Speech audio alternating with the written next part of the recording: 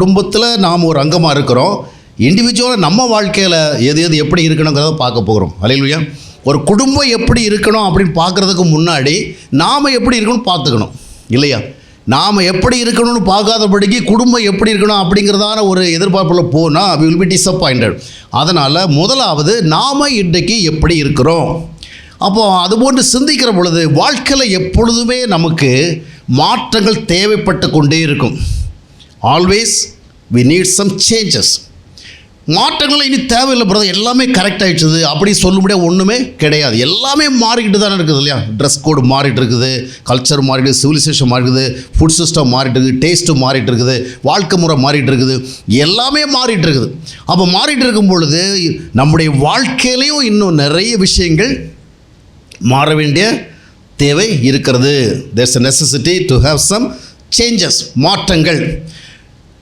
2 கொரிந்தியர் 3ஆம் அத்தியாயத்தினுடைய கடைசி வசனத்தை வாசித்து பார்த்தீங்கன்னா, மகிமை மேல் மகிமையடைந்து என்ன செய்கிறோம்? மர்வமாகிறோம். அப்போது நாம் அந்த உலகத்தில் வாழ்கிற கடைசி நாள் வரைக்கும் இன்னும் என்ன செய்யணும்? we have to keep on changing. மாறிக்கொண்டே இருக்க வேண்டிய தேவை இருக்கிறது. எனவே மாற்றத்திற்கு தேவையில்லை என்று யாரும் சொல்ல முடியாது. இன்று நம்முடைய வாழ்வில் பல மாற்றங்கள் தேவைப்படும். முக்கியமாக நம்முடைய தனிப்பட்ட இண்டிவிஜுவல் லைஃப்பில், பர்சனல் லைஃப்பில் மாற்றங்கள் தேவைப்பட ஒரு 5 பகுதி இருக்குது. 5 இம்பார்ட்டன்ட் ஏரியாஸ். அதை குறித்து நம்ம பார்க்க போகிறோம். ஏனென்றால் நம்முடைய வாழ்க்கையின் தரம், quality of our life, quality of our lifestyle, நம்முடைய வாழ்க்கை முறையினுடைய அந்த ஸ்டாண்டர்ட், அந்த குவாலிட்டி, அந்த ஸ்டேட்டஸ் எந்த மாதிரி இருக்குதோ அதுக்கேற்றபடி தான் நம்முடைய வாழ்க்கை இருக்கும். புரிகிறதா? ஹவ் யூ ஆர் லிவிங், எப்படி வாழ்கிறோமோ அதை பொறுத்து தான் நாம் நம்முடைய வாழ்வு தொடர்பாக எதிர்பார்க்கிற எதிர்பார்ப்பு நிறைவேறும். வாழ்க்கை முறை தரமாக இருந்தால், வாழ்க்கை முறைங்கிறது தரத்தில் பல தரம் இருக்குது இல்லையா?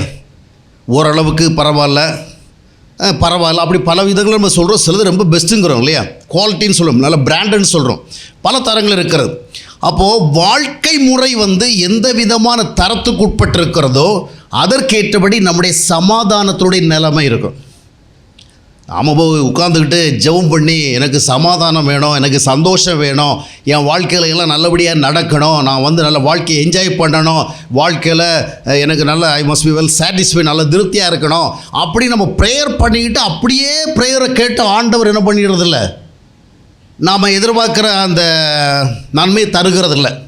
அதற்கென்று சில ஸ்பிரிச்சுவல் ப்ராசஸ் இருக்குது. புரிகிறதா? அதான் நம்ம நிறைய நேரத்தில் என்ன பண்ண, totally we are depending upon our prayers. நம்ம ஜெபம் பண்ணால் போகிறோம், everything we will get whatever we want, நம்ம என்ன விரும்புகிறோமோ அது கிடைச்சிடும் அப்படின்னு. ஆண்டவர் நாம் ஜெபம் பண்ணினாலும் நாம் என்ன கேட்டோமோ அதை ஒரு விதமான அதை ஒரு சில ப்ராசஸ் வழியாக தான் தராரு, ஒரு சில செயல்பாடு வழியாக. புரிகிறதா? அப்படியே நம்ம உட்கார்ந்த இடத்துல இருந்துட்டு என்ன பண்ண முடியாது, பெற முடியாது. அப்போது நம்ம ஜெபத்தை மட்டும் கேட்டு அப்படியே ஆண்டவர் எல்லாம் தர முடியாது. அதற்கென்று சில பாதைகள் இருக்குது, அதற்கென்று சில ப்ராசஸ் இருக்குது, அதை வழியை நடத்தி தான் ஆசீர்வதிக்கிறார்.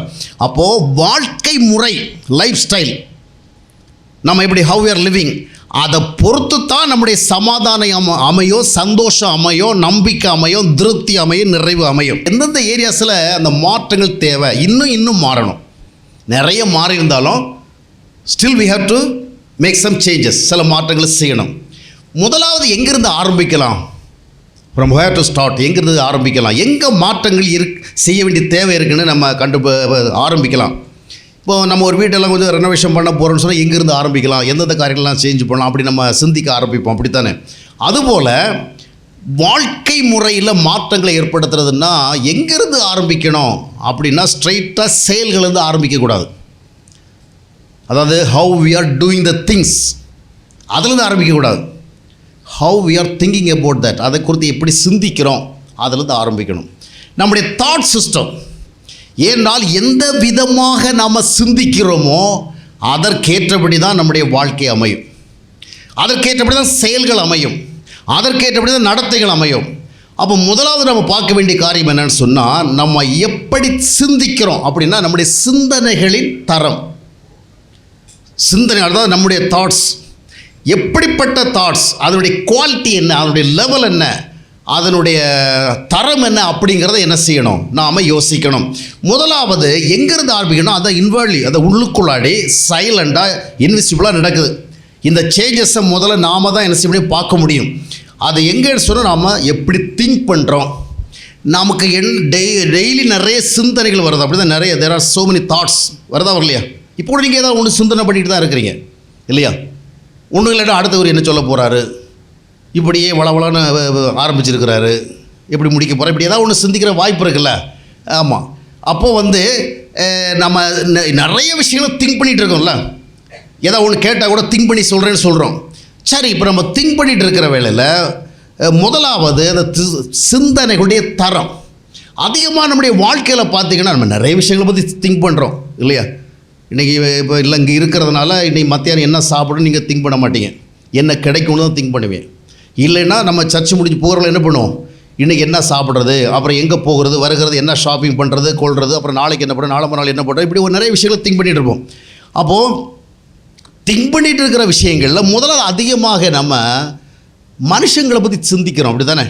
சிந்திக்கலாம் சிந்திக்கலையா? கொஞ்சம் அமௌண்ட் தான் சொல்லுங்களா. சிந்திக்கலாம் இல்லை சிந்தலையா?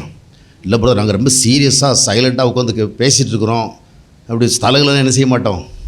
நீங்கள் கொஞ்சம் ஒரு அப்படியே ஒரு மூவிகளை இருந்தால் தான் என்ன செய்ய முடியும், கொஞ்சம் ஒரு ஏதாவது ஒரு எக்ஸ்ப்ரெஷன்ஸ் காமிச்சா தான் நானும் நீங்கள் ஆக்டிவாக இருக்கிறீங்கிற புரிஞ்சிக்க முடியும். சரி, இப்போது நம்ம அதிகமாக சிந்திக்கிறத பற்றி பார்க்க போகிறோம். அப்போது அதிகமாக நம்ம பார்த்திங்கன்னா மனுஷனை பற்றி சிந்திக்கிறோம் இல்லையா? உதாரணமாக கணவன் மனைவியை பற்றி சிந்திக்கிறாரு, மனைவி கணவனை பற்றி சிந்திக்கிறாங்க. அப்புறம் பெற்றோர் பிள்ளைகளை பற்றி சிந்திக்கிறாங்க, பிள்ளைகள் பெற்றோரை பற்றி சிந்திக்கிறாங்க, நண்பனை பற்றி சிந்திக்கிறாங்க, வேலை செய்கிற இடத்துல ஒருத்தர் சிந்திக்கிறாங்க, இல்லைன்னா உறவினர்களை பற்றி சிந்திக்கிறோம். எப்படி பார்த்தாலும் ஒவ்வொரு நாளும் நம்ம நிறைய ஆட்களை பற்றி சிந்திக்கிறோம் இல்லையா? சொசைட்டியில் நம்ம லீவ் பண்ணுற வேளையில், நம்ம ஃபேமிலியில் வாழ்கிற வேளையில் நிறைய ஆட்களை பற்றிய சிந்தனை தான் நமக்கு அதிகமாக வருது. இன்னும் நிறைய வருது. அதில் முக்கியமாக ஆட்களை பற்றி சிந்தனை. முதலாவது மனிதர்களை குறித்து, அந்த மனிதனுங்கிற கேட்டகரியில் மனைவி வரலாம், கணவன் வரலாம், பிள்ளைகள் வரலாம், அண்ணன் வரலாம், தம்பி வரலாம், ஃப்ரெண்ட்ஸு வரலாம், பாஸ்டர்ஸ் வரலாம், யார் வரலாம் வரலாம். சொசைட்டியில் நம்ம வாழ்கிறவங்கள நிறைய மக்கள் கூட்டங்கள் இருக்கிறாங்க, அவங்கெல்லாம் வரலாம். இப்போ அவர்களை குறித்து நம்ம யாரோ ஒருத்தரை பற்றி சிந்திக்கிற பொழுது எந்த மாதிரி சிந்தனை வருது? கணவனை பற்றி நினைக்கிற வேளை என்ன சிந்தனை வருது? மனைவியை பற்றி நினைக்கல என்ன சிந்தனை வருது? அண்ணனை பற்றி நினைக்கல, தம்பியை பற்றி நினைக்கிற வேளை, இல்லைன்னா சக விசுவாசியை பற்றி நினைக்கிற வேளை, இல்லை ஊழியக்காரர்களை பற்றி நினைக்கிற வேளை, இல்லை சமுதாய மக்களை நினைக்கிற வேளை, சித்தப்பா பெரியப்பா இவங்க நிறைய பேர் இருக்கிறாங்க தானே, அவங்கள பற்றி நினைக்கிற வேளை என்ன மாதிரி சிந்தனை வருது? யாராவது சொல்கிறீங்களா? அது நிறைய விதத்தில் வருது, அப்படி தானே? முக்கியமாக மனிதர்களை பற்றி நினைக்கும் பொழுது நல்ல நினைவுகளும் இருக்குது, நல்லது அல்லாத நினைவுகளும் இருக்குது. பல நேரங்களில் மனித வாழ்க்கையில் பார்த்திங்கன்னா மனிதனை நினைக்கும் பொழுது, கணவனை மனைவி நினைக்கும் பொழுது ரொம்ப சந்தோஷமாக நினைக்க முடியலை, மனைவி கணவன் நினைக்கும் பொழுது சந்தோஷமாக நினைக்க முடியலை, பெற்றோர் பிள்ளை நினைக்கும் பொழுது சந்தோஷமாக நினைக்க முடியலை, அதுபோல் உறவுகளை நினைக்கும் பொழுது சந்தோஷமாக நினைக்க முடியலை, ஊழியக்காரங்களை நினைக்கும் பொழுது சந்தோஷமாக நினைக்க முடியலை. அப்போ நமக்கு நெகட்டிவ் தாட்ஸ் வருது, எதிர்மறை சிந்தனைகள். அப்போ மனிதனை குறித்து நினைக்கும் பொழுது நமக்கு கோபமான சிந்தனை வர முடியும், எரிச்சலான சிந்தனை வர முடியும், வெறுப்பான சிந்தனை வர முடியும், கசப்பான சிந்தனை வர முடியும்.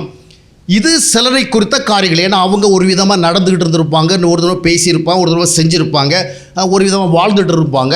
அப்போ அந்த மாதிரிப்பட்ட ஒரு சூழலை நம்ம அவங்கள நினைக்கிற வேளை நம்மளால் சந்தோஷமாக நினைக்க முடியலை, ரொம்ப ஹாப்பியாக ஃபீல் பண்ண முடியலை.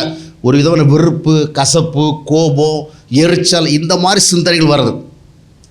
வேறு சில நினைக்கும் பொழுது அற்பமாக சிந்திக்க தோன்றுது. அவங்கள ரொம்ப சாதாரணமான ஆட்கள், ரொம்ப மட்டமாக நினைக்க வருது இல்லையா? இப்போ சிலர் பார்த்திங்கன்னா சின்ன வயசில் இருக்கிறவங்கள பார்த்து என்ன சொல்லுவாங்க, அவன் சின்ன பையன், குடிப்பையன், அவன் பெரிய ஆளா அப்படிம்பாங்க. அப்போ அவங்கள ரொம்ப சாதாரணமாக அவன் குறிப்பிட்ட அதாவது ஒரு ஏஜ் குரூப்பில் அவன் வராதனால, ஒரு ஏஜ் லெவலில் வராதனால அவன் சின்ன பையன். அப்புறம் அடுத்தது பார்த்திங்கன்னா வயசானவங்களை சிந்திக்கணும். எப்படி? அது கிழடு, அது வயசானது, அது பெருசு, அதுக்கு தாத்தா, அது பாட்டி, கிழடு, கிழவன், அப்படி சொல்லுவோம். அப்போது சிந்தனையுடைய தரம் என்ன? ஒரு குரூப்பை பார்த்து கீழே இருக்கிற டவுன் ஏஜஸில் இருக்கிறவங்க என்ன பண்ணுறோம், மட்டமாக நினைக்கிறோம், ரொம்ப ஒன்றும் தெரியாதவங்கன்னு. அம்மா பெரியவங்க நினைக்கும் பொழுது வயசாகி போச்சு, நீ ஒன்றும் சரியாக பேலன்ஸாக பேச தெரியாது, பேலன்ஸாக சிந்திக்க தெரியாங்கிற மாதிரி சிந்திக்க வருது. நான் என்ன சொல்ல வர தெரியுமா? இப்போது சொல்லுங்களா? மனிதர்களை குறித்து நாம் சிந்திக்கிற வேளையில் what kinds of thoughts we have, நமக்கு எந்த மாதிரி தாட்ஸ் வருது? வெறுப்பு சிந்தனை, கோப சிந்தனை, எரிச்சல் சிந்தனை, இல்லை அற்பமாக சிந்திக்கிறது, இழிவாக சிந்திக்கிறது, இல்லை வைராக்கியமாக சிந்திக்கிறது. இல்லை அன்னைக்கு நான் சர்ச்சிலேருந்து வெளியே வரவலை நான் பார்த்து சிரிக்க போனேன், அவங்க பார்த்து என்னை பார்த்துட்டு பார்க்காத மாதிரி போயிட்டாங்க. அதெல்லாம் அடுத்த 10 வாரத்துக்கு நான் என்ன செய்வேன்? அவங்க பார்த்து சிரித்தாலும் நான் என்ன செஞ்சிருவேன்? நான் பார்க்காத மாதிரி போயிடுவேன். எனக்கு இன்னும் ஒன்று இருக்குது, அப்படித்தானே? அப்போது ஒரு வைராக்கிய சிந்தனை. அவங்க எந்த மாதிரி நடந்துக்கிட்டாங்களோ நான் அந்த மாதிரி நடந்துக்கிறேன். சரி, இதெல்லாம் நம்ம கூட்டி கழித்து இப்படியே பேசிட்டு போனால் ரொம்ப டைம் ஆகிடும். அதனால் மனிதர்களை குறித்து சிந்திக்கும் பொழுது உங்களுக்கு எந்த விதமான சிந்தனை வருகிறது அதை நம்ம கவனிக்கணும். வெறுப்பு சிந்தனை, கசப்பு சிந்தனை, கோப சிந்தனை, தாழ்வான சிந்தனை, சிலரை பார்க்கும் பொழுது பொறாமை வருது இல்லையா? நம்ம லெவலை விட அவங்க ரொம்ப ஹையாக இருக்கிறாங்க, அதில் ஒரு பொறாமை வருது. யாராவது சொல்லுவீங்களா எனக்கு அப்படி வர்றதே கிடையாதுன்னு? சொல்ல விரும்புகிறது கிடையாது. நாம் இதை வெளிப்படையாக எல்லாருக்குமே பொறாமைங்கிற ஒரு சுபாவம் வரத்தாங்க செய்யும். அதை we have to overcome. புரிகிறதா? எல்லாருக்கும் வரும். நம்ம லெவலில் விட மற்றவங்க லெவல் ரொம்ப நல்லா இருந்தால் கொஞ்சம் வரும். இல்லைன்னா சிலருக்கு அவங்க லெவலில் வந்தால் கூட அது மாதிரி வரும். நம்ம பிள்ளை நல்ல மார்க் எடுக்காமல் பக்கத்து வீட்டு பிள்ளை நிறைய மார்க் எடுத்தால் பொறாமை வரும். நம்ம பொண்ணுக்கு நல்ல எதிர்பார்த்த விதம் மாப்பிளாமே பக்கத்து வீட்டு பொண்ணுக்கு நல்ல கிராண்டாக அமைஞ்சுன்னா கொஞ்சம் வரும். நம்ம கல்யாணம் ஒரு விதமாக நடந்து அவங்க வீட்டு கல்யாணம் சூப்பராக நடந்தால் ஒன்று வரும். நாம் எதிர்பார்த்த வேலை கிடைக்கும், அவங்களுக்கு வேலை கிடைச்சா நமக்கு பொறாமை வரும். இதெல்லாம் மனித சுபாவங்கள். அதை நம்ம என்ன செய்ய மேற்கொள்ளும். அப்போ எனிகாவ் இந்த பொறாமை சிந்தனை, வைராக்கிய சிந்தனைலாம் வருது. சரி, இப்போ என்ன செய்யறது? நான் என்ன சொல்ல ஆரம்பித்தேன்னா, இந்த சிந்தனைகளுடைய தரத்தை நீங்கள் என்ன செய்யணும்? கண்ட்ரோல் பண்ணணும், அதை மானிட்டர் பண்ணணும். அதில் we have to make some changes. ஏன்னு சொன்னால் அந்த எதிர்மறை சிந்தனைகளுக்கு பின்னால் நியாயங்கள் இருக்கக்கூடும். நீங்கள் சிலரை வெறுக்கிறது நியாயம்தான், ஒரு சிலரை கசக்கிறது நியாயம்தான், ஒரு சிலர் எரிச்சல் அடைகிறது நியாயம்தான். ஆனால் உங்களுக்குள் இருக்கிற இந்த சிந்தனை எந்த மாதிரி சிந்தனைன்னு சொன்னால் எதிர்மறை சிந்தனை, நெகட்டிவ் தாட்ஸ். நெகட்டிவ் தாட்ஸுங்கிறது நல்லதோ கெட்டதோ எந்த ஒரு பேக்ரவுண்ட்லேருந்து வந்தாலும் சரி, எந்த ரூட் காஸ்லேருந்து வந்தாலும் சரி, அந்த நெகட்டிவ் தாட்ஸ் நமக்குள்ளே இருக்கிறவில்லை, அது நம்முடைய அமைதியை கெடுக்கும், டிஸ்டர்ப் பண்ணும், நம்முடைய வாழ்க்கை முறையை கெடுக்கும், காடுக்கு நமக்கு இருக்கிற ரிலேஷன்ஷிப்பை அது பிரேக் பண்ணோம். லைஃப்பில் நிறைய காரியங்களை திருப்தி அடைய முடியாது, என்ஜாய் பண்ண முடியாது. அப்போது முதலாவது நாம் மற்றவர்களை நினைக்கும் பொழுது கோபம், எரிச்சல், கசப்பு இந்த மாதிரி வருது இல்லையா? அதனால தான் எபேசியர் 4ஆம் அத்தியாயத்தினுடைய 31ஆம் வசனத்தை வாஸ்து பார்க்கும் பொழுது அது என்னங்க, சகலவிதமான கசப்பு, ஆல் கைண்ட்ஸ் ஆஃப் பிட்டர்னஸ்.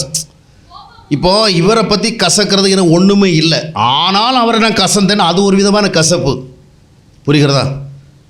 இவரை பற்றி கசக்கிற ஒன்று, அவர் எனக்கு ஒரு தப்பும் பண்ணலை, ஆனாலும் எனக்கு என்னமோ அவரை பார்த்தா அவரை அக்செப்ட் பண்ண முடியாது, கொஞ்சம் கசக்குனா இது ஒரு கசப்பு. ஆனால் பக்கத்தில் ஒருத்தர் உட்காந்து, உதாரணத்தை சொல்கிறேங்க, தப்பாக நினைக்க, அவரை பற்றி பண்ணால் அவர் எனக்கு ரொம்ப பண்ணியிருக்கிறாங்க, எனக்கு அவருக்கு முன்பின்ன ஒரு பிரச்சனையும் கிடையாது. உதாரணத்துக்கு சொல்கிறேன், அவர் எனக்கு என்ன பண்ணியிருக்கார், என்னை பற்றி தப்பாக பேசியிருக்கார், இல்லைன்னா எனக்கு ஏதாவது நஷ்ட கஷ்டத்தை ஏற்படுத்தியிருக்கார். இப்போ இது ஒரு கசப்பு. இப்போ 2 கசப்புகள் என்ன வித்தியாசம்? ஒரு கசப்புக்கு நியாயமே இல்லை, ஒரு கசப்புக்கு என்ன இருக்குது? நியாயம் இருக்குது. ஏன்னா அவர் நான் கசக்குனா ஒரு நியாயம் இருக்குது. இப்போ இவரை வெறுக்கிற ஒன்றுமே இல்லை. அது பக்கத்தில் 3ஆவது உட்காந்துக்கார, அவர் மேலே ஒரு வெறுப்புக்கு ஒன்றுமே இல்லை, அவருக்கு எனக்கு ஒரு கொடுக்கல் வாங்கலும் கிடையாது, ஒன்றுமே கிடையாது. ஆனாலும் நான் அவரை பார்த்தோட எனக்கு என்ன வருது?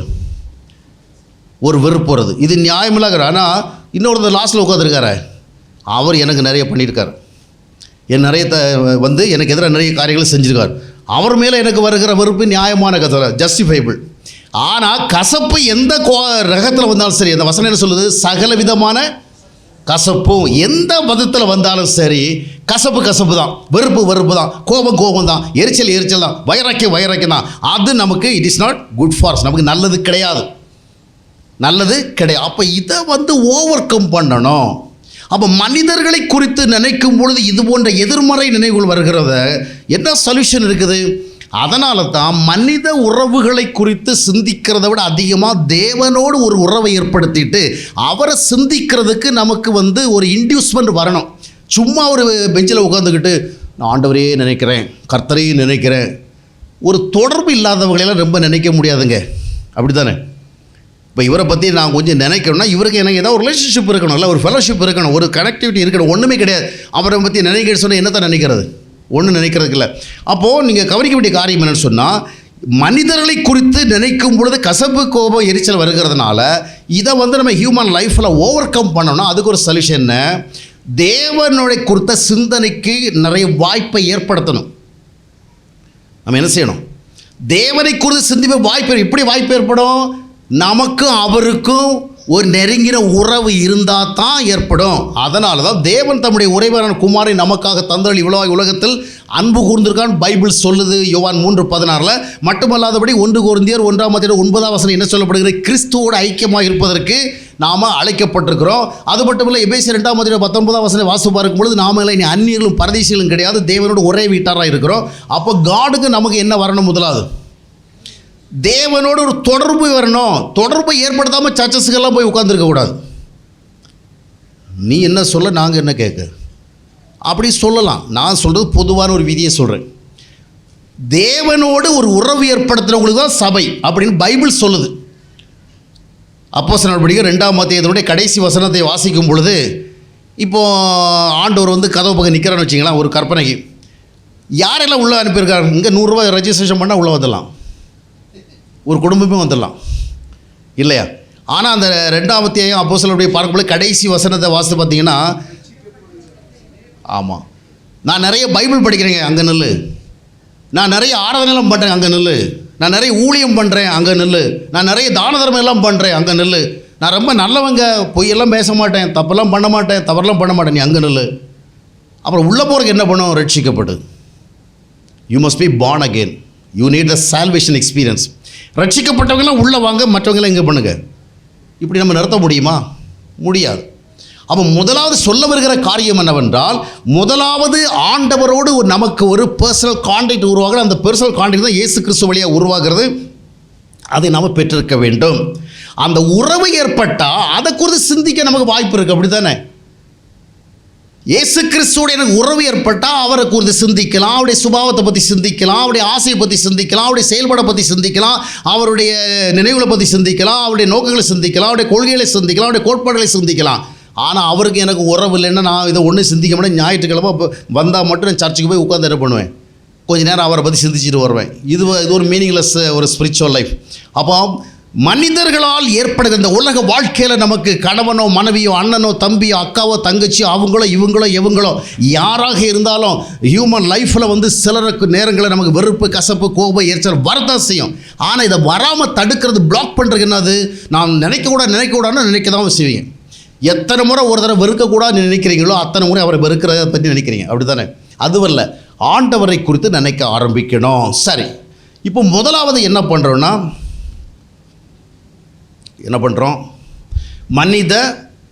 மனிதர்களை குறித்த சிந்தனைகள். புரிஞ்சிட்டிங்களா? அப்போது மனிதர்களை குறித்து வருகிற நெகட்டிவ் தாட்ஸை நம்ம ஓவர் கம் பண்ணால் அதுக்கு சொல்யூஷன் என்னென்னா, கர்த்தரை குறித்து சிந்திக்கிற ஒரு ஆவிக்குரிய நிலைமை ஏற்பட்டால் மட்டும்தான் இது நடைபெறும். மற்றபடி எவ்வளோ தான் நம்ம ஃபேமிலி ரிட்ரீட் நடத்தி நிறைய கவுன்சிலிங்லாம் கொடுத்து, நீ இதெல்லாம் இது மாதிரி நினைக்காதுங்க, நீங்கள் அப்படி சிந்திக்காதீங்க, அப்படிலாம் யோசிக்காதீங்க, அப்படி சொன்னால் அது முடியாது, ஹைலி இம்பாசிபிள். இரண்டாவதாக நம்ம இதை பற்றி அதிகமாக சிந்திக்கிறோம், நம்முடைய வாழ்வின் சூழல்களை பற்றி சிந்திக்கிறோம் இல்லையா? எப்பவும் மனுஷங்களை பற்றியே சிந்திச்சுட்டு இருக்கிறதில்ல. நெக்ஸ்ட் என்ன செய்கிறோம்? we are thinking about our life situations. நம்ம எந்த மாதிரிப்பட்ட சூழலை வாழ்ந்துட்டு இருக்கிறோம், நம்ம வேலையை பற்றி சிந்திக்கிறோம், நம்முடைய தொழிலை பற்றி சிந்திக்கிறோம், நம்முடைய குடும்ப நிலைமையை பற்றி சிந்திக்கிறோம், நம்முடைய பொருளாதாரத்தை பற்றி சிந்திக்கிறோம், நம்முடைய ஹெல்த்தை பற்றி சிந்திக்கிறோம், நம்முடைய பிள்ளைகளை குறித்து சிந்திக்கிறோம். இந்த மாதிரி நிறைய we are thinking about so many things. அதனால் நமக்கு என்ன வருகிறது? கொஞ்சம் ஆங்ஸைட்டிஸ் வருது, ஒரிஸ் வருது, நிறைய கவலைகள் வருகிறது. அப்போ உலக வாழ்க்கையில் நாம் நிறைய காரியங்கள் சிந்திக்கிறோம். அப்படியே சில பற்றின ஒரு மூலையில் உட்காந்து அப்படியே சிந்தனை பண்ணிகிட்டு இருப்பாங்க. ஒரு வேலையை பற்றியோ இல்லை தொழிலை பற்றியோ இல்லை நம்ம பிள்ளைகளை பற்றியோ எதையாவது சிந்தனை பண்ணிட்டே இருப்பாங்க. அப்போது இந்த மாதிரி சிந்தனை பண்ணிகிட்டு இருக்கிற வேளை இந்த சிந்தனைகளுடைய தரம்னு ஒன்று இருக்கு. இது என்ன தரம்? இது கவலைப்படுகிற தரம். அதனால தான் ஆண்டவர் சொன்னார், கவலைப்படாதிருங்கள், தேவனுடைய ராஜ்யத்தை தேடுங்க. அப்போது நாம் வந்து நிறைய விஷயங்களை குறித்து கவலை வருது. நான் சொல்லுவாங்க, நீங்கள் என்ன பண்ணாதீங்க, கவலைப்படாதீங்க சிம்பிளாக சொல்லிட்டு போயிடுவாங்க. என்னால் கவலைப்படாமல் இருக்க முடியுமா? என்னுடைய பிள்ளைகளை குறித்து நான் கவலைப்படாமல் இருக்க முடியுமா? என்னுடைய மனைவி குறித்து கவலைப்படாமல் இருக்க முடியுமா? என்னுடைய பெற்றோர் குறித்து கவலைப்படாமல் இருக்க முடியுமா? என்னுடைய ரிலேட்டிவ்ஸ் கவலைப்படாமல், யாருக்கும் சிக்னஸ் இருக்குது, என்னுடைய உறவினர் ஒருத்தருக்கு இல்லை என்னுடைய உடன் பிறந்த சகோதரிக்கோ உடல்நிலை சரியில்லை, ஒவ்வொரு நாளும் அவங்களை குறித்த நெகட்டிவ் ரிப்போர்ட் எனக்கு வந்துட்டு இருக்குது, அவங்களை நினைக்க எனக்கு கஷ்டமாக இருக்குது, நான் கவலைப்படாமல் இருக்க முடியுமா? How it is possible?